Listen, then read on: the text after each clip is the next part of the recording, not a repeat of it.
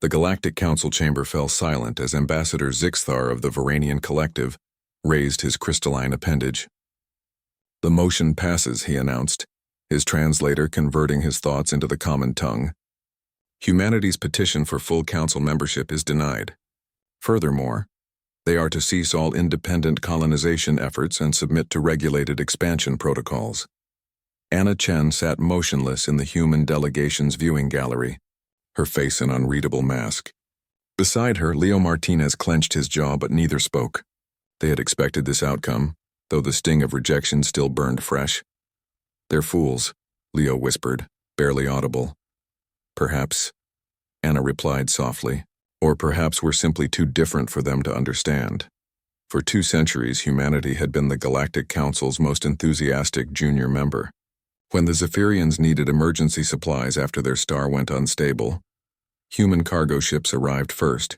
When the Krillian plague threatened to wipe out an entire sector, human scientists worked around the clock to develop a cure. Humanity had proven itself time and again, adaptable, resilient, and unfailingly generous. But generosity, it seemed, bred suspicion rather than trust. The elder species viewed humanity's rapid expansion and technological adaptation as threatening. Humans bred too quickly, learned too fast, and asked too many uncomfortable questions. They didn't respect the ancient hierarchies that had governed the galaxy for millennia. They treated their AI as partners rather than tools. They refused to accept that some problems were simply unsolvable. Within a week of the Council's decision, something unprecedented occurred. Nothing. The human delegation packed their belongings, thanked the Council staff politely, and departed without protest. Human trade ships completed their current contracts, then failed to bid on new ones. Human colonies went dark, not abandoned, but simply ceasing all outward communication. The thousands of human scientists, engineers, and doctors scattered across Council space booked passage home. "Good riddance," Zixthar declared at the next session. Perhaps now the established order can return to stability. But stability proved elusive. 3 months after humanity's quiet departure, the Keltharian Mining Consortium discovered their hyperspace calculations were off by increasing margins. The human mathematician who had been refining their algorithms had left, and no one else could decipher her work. Their efficiency dropped by 40%. 6 months later, the Grand Zephyrian Medical Station found itself overwhelmed by an outbreak of Cerellian flu. The human doctors who had revolutionized their triage protocols were gone. Mortality rates tripled. Anna stood on the observation deck of the human colony ship New Dawn, watching the stars stream past. They were heading toward the galactic rim, toward unexplored space that the Council species had deemed too dangerous or unprofitable to colonize. "Any regrets?" Leo asked, joining her at the viewport. She considered the question. "About leaving? No. About what we tried to build with them? Maybe." The Council had made a fundamental miscalculation. They had assumed humanity needed them more than they needed humanity. They had forgotten that humans were the species who looked at impossible odds and said, "Watch this." 1 year after humanity's departure, the crisis could no longer be ignored. The Unified Trade Network, which had coordinated commerce across 10,000 systems, began experiencing cascading failures. The human programmers who maintained its core architecture were gone, and the ancient code they had been gradually updating proved inscrutable to others. Ships were stranded, goods spoiled. Economies trembled. The Varanian Collective's terraforming project on Kellis Prime ground to a halt when their atmospheric processors failed.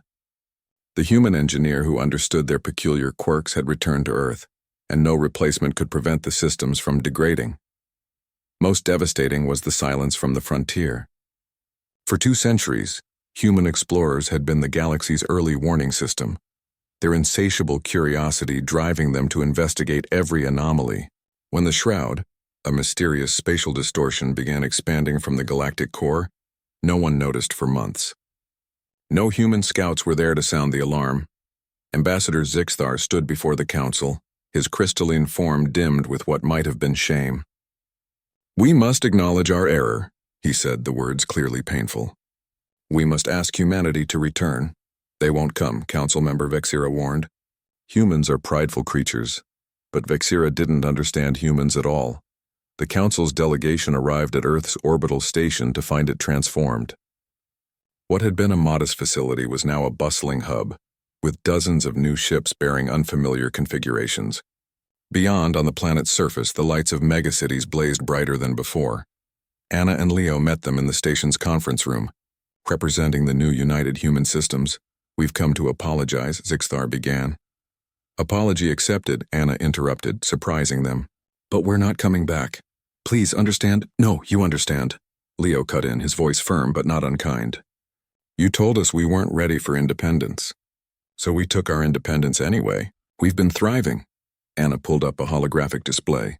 "We've colonized 47 new worlds. We've made first contact with 3 species you never even knew existed.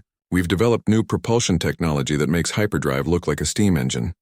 But the galaxy needs you," Zixthar pleaded. "The shroud is expanding. Our infrastructure is failing. We cannot survive without us," Anna finished.